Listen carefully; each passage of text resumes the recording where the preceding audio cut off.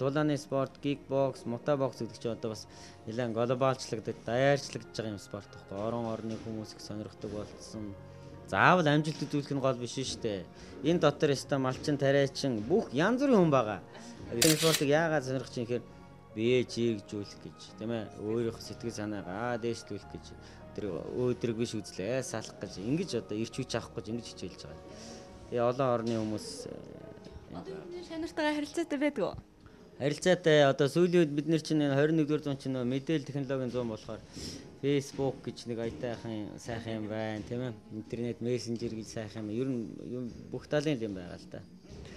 За энэ одоо энэ миний өстэй өсөж төрнөөс ээж аав хоёр маань байна. Тийм. За голд нь би. За миний ээж бол цаны спортын мастер. Жинхэнэ одоо спортод олон жил одоо доктортой ажилласан юм хүн байсан. За манай аав маань бол одоо амьд сэрүүн байдаг. Одоо насаараа одоо энэ цахилгаан тог гэж ярьдаг. Энтэй одоо ноцолдсон. Ийм хүн байгаа. Тэгээ яг энэ ташрамт хэлгээд залуучууд дандч хэлгээд ээж аавыг амьд дээр нь гоё баярлуулж хэрэгтэй. Одоо яг энд бол манай ээж амьд байсан л та. Ямар ч хэсэг ээж аавыгаа бас нэг газар үзүүлээ, баярлуулъя гэдээ би бас энэ Азад бас аялж байгаа. Энэ зураг байна. Оны зураг юм болоо? Энэ 2006 оны зураг. Одоогоос 5 жилийн өмнө. Тэгэхэд манай ээж маань амьд сэрүүн байсан. Тэгтээ яг одоо нөө бурхны орондоо очсон ч гэсэн бас тухайн үедээ баярлуулж чадсан болов уу гэд бас бодолтойгод үлддэг шүү дээ. Тэгэхээр залуучуудад хэлэхэд амьд дээр нь гоё ээж аавыгаа сайн баярлуулж явах хэрэгтэй. Сайхан амарч байгаа ч юм уу чөлөө цагийн зураг ах шиг байна тий. Энэ хаанах болсон зураг вэ? Энэ Грекийн Кос гэдэг арал байна л да. 2003 онд дэлхийн аваргын тэмцээнд US багийн дасгалжуулагчаар явж байсан. Тэгээ миний бас юу гэдгийг нэг сонирхолч гэдэг юм. Би их зураг авах туфтай. Маш их бичлэг бичдэг. Тэгээд чадахгүй ч гэсэн ингээд бас эвлүүлээ тэрийг бас нэг тийм нэвтрүүлэг шиг юм болгодог. Энэ яг Грекэд ингээд зураг аваад явж байгаа. Тэр үе байна л да. Бас манай нэвтрүүлэг багт ариун их одоо зургийн цомогтол хүн байх нь шүү дээ. Би яг баг зурагнаас илүү бичлэг ихтэй. Тэгээ маш их бичлэг цуглуулдаг, бичлэг хийсэн. Тэрийг маш их хадгалдаг.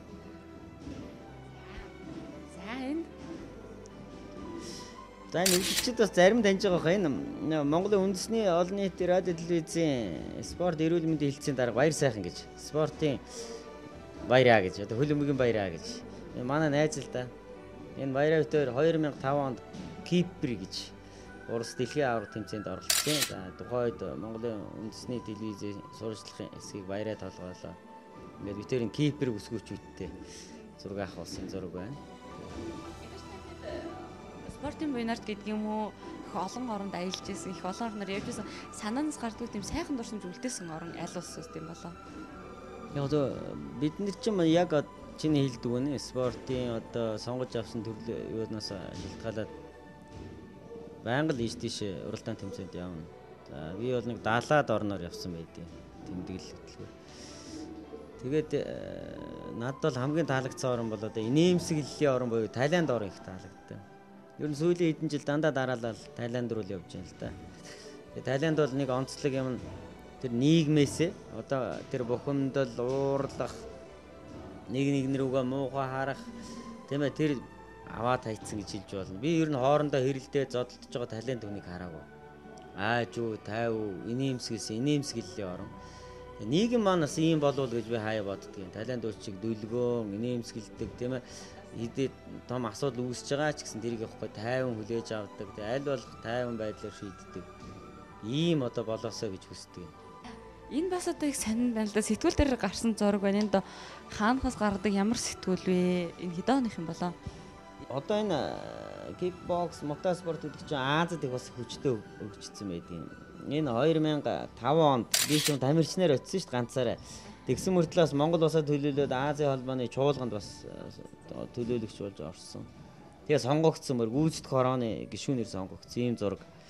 Бас их дүүхэн зураг. Азийн холбооны ерөнхийлөгч Тайландын эзэнт улсын парламентын гишүүн Сантипарп гэж хүн энэ байна. Энэ Азийн холбооны ерөнхийлөгч байгаа. За тэгээд Ливаны тамирчин төлөөлөгч байна, Иран, Иракийнх байна, Филиппиний төлөөлөгч байна. За энэ Вьетнамынх байна, тийм ээ. Азийн одоо энэ холбооныхтой ахуулж байгаа. Одоо хүртэл Азийн холбоонд сонгуультай гүйцэтгэх хороонд ажиллаж байгаа. За сая бас дэлхийн авар тэмцээний үеэр дэлхийн чуулган болсон. За бас Монгол улсад төлөөлөл суусан. Зүүн Азийн бас кикбоксing холбоо бас тодорхой бас дэвшин түргэх юм даалгавар бас дэлхийн холбооноос авсан.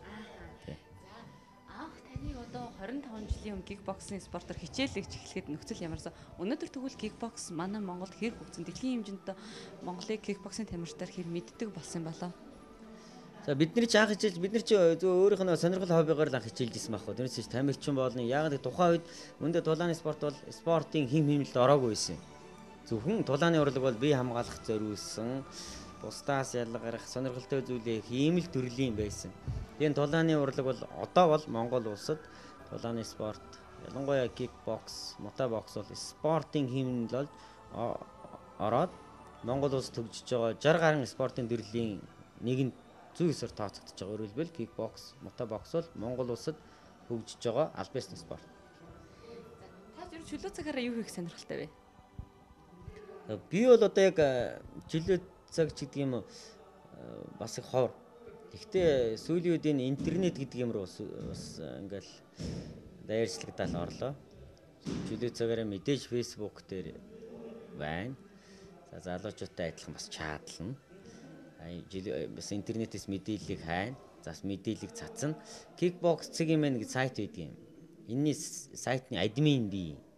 Тий, бас бибэн дээр ажиллана, мэдээлэл тавина, соёлн ингээл. Тэгээд дээрээс нь дасгалжуулагчаа хийнэ. Тийм. Эртний зураг авах нь хаана хэдэн онд авсан юм болоо? За энэ бол 2000 онд Английн Манчестер хотод авсан зураг байна.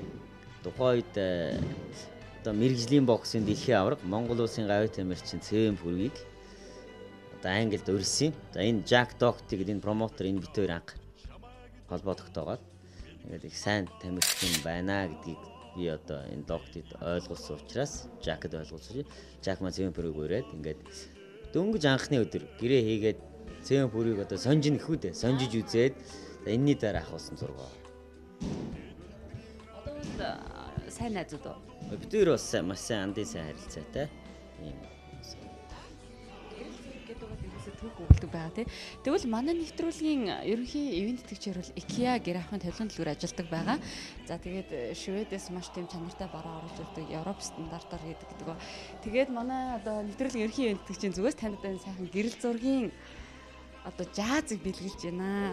Одоо та маш сайхан уран сайхны фото зураг ч юм уу, сайхан зураг авахлаад одоо олон сайхан шавнартайгаа зураг авахлаад хийхийг үүсэхгүй тийм ээ. За баярлалаа. Тийм дэлхийн аварга болчоод дэлхийн аварга болсон шавнартайгаа авахсан зургийг хийх болно.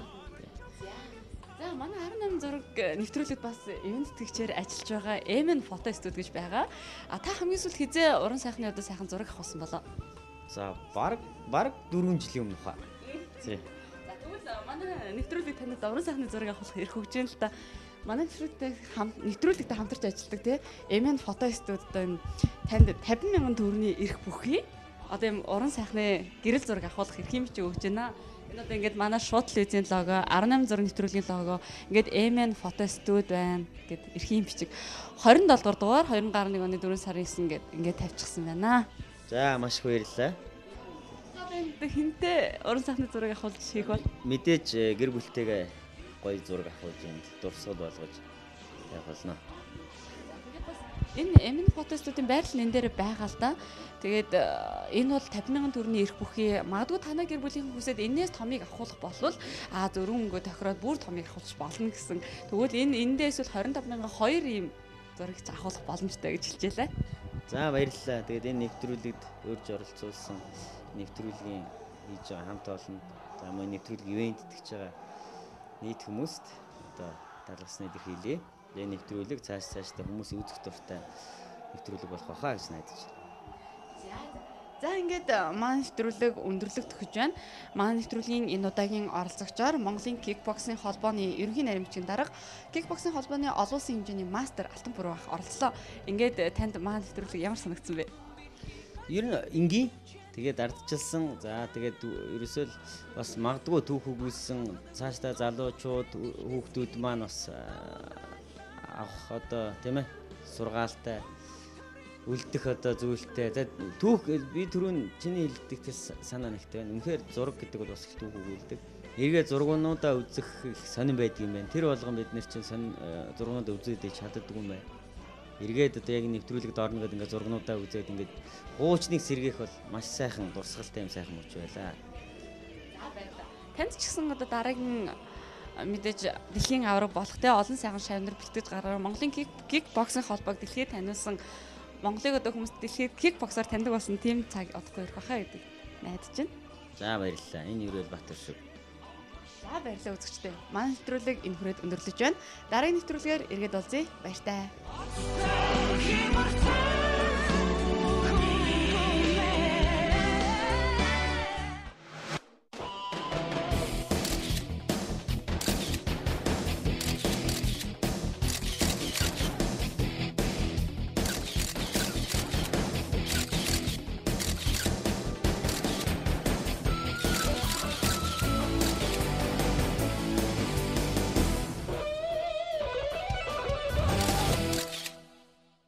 Шведийн IKEA брендийн гэр ахын бүх төрлийн тавилга ахын бараануудыг Монгол IKEA центр оруулж ирсэн. Зочны, унтлагын өрөө, хүүхдийн өрөө бүх төрлийн тавилга өнгө загварын өргөн сонголттой эднэд байгаа. IKEA-гийн тавилгууд нь хамгийн орчин үеийн ая тухтаагаас гадна маш авсаархан, хүссэн сонголтоороо өөрчилж болохоор овор бахтай угсарахад хялбархан байдаг гэдгийг тус дэлгүүрийн хамт олон амлаж байсан. IKEA дэлгүүр эрхэм үйлчлүүлэгчдтэй хамгийн чанартай бараг хамгийн хямд үнээр санал болгож байгаа гэдгийг эднийхэн хэлж байсан. IKEA дэлгүүр зарим нэг бараанда 14 хоногийн хугацаатай 40-50% хямдрал зарсан байсан. IKEA 15 дахь хороолол стандартчлал хэмжүүлзийн үндэсний төв буюу хуучнаар Жуки музейн урталд байрлаж байгаа.